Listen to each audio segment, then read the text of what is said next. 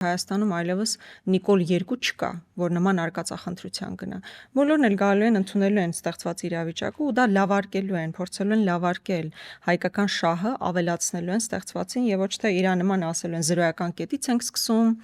հա, ես չեմ ընդունում նախապես ձեռք բերված պայմանավորվածությունները։ Ու այդ շատ པարզ մեսեջը ինձ թվում է մեր ժողովրդին պետքա տանք, որ հանգիստ եղեք, իշխանափոխությունից հետո պատերազմ չի լինելու։ Ամեն բանակցություններ տարվելու են համապատասխան ձևով, որ այդ պատերազմը ուղղակի չլինի։ Այդ պատերազմ խաղաղություն թեմայի մեջ իմ վերջի ելույթն էլ են փորձում շահարկել, որտեղ ասում եմ Արարատը, Արագածը, Խոստուփը, Իշխանասարը մերն են ու նախադասությունը շարունակվում է, չէ, մեր ինքնության տարբեր գագաթներն են։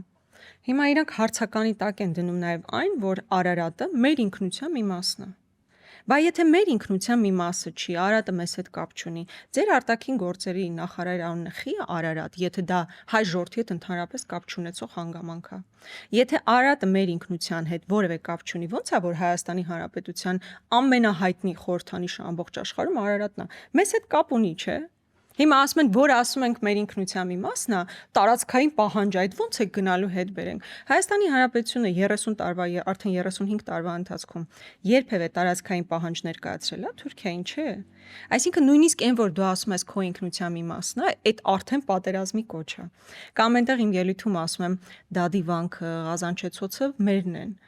Ու հետո ես զարմացա, որ մարդիկ ասում են սա պատերազմի կոչ է, ասում եմ, ժողովուրդ, Դադիվանքը մերը չի, հայկական չի։ Բա որ հայկական չի, Նիկոլ Փաշինյան դեռ ինչ է իրանում մոն վառելուց։ Իրենց մի հատ կուսակցական ունեն Արմեն Գրիգորյան։ Ղազանչեցոցում է հարսանիքն արել, հիշում ես, այդ հարսանիք լեռներում իբր օպերացիա 2-ն է։ Բայց եթե Ղազանչեցոցը հայկական չի, ինչի՞ եք այնտեղ հարսանիք կազմակերպում, եթե մերը չի։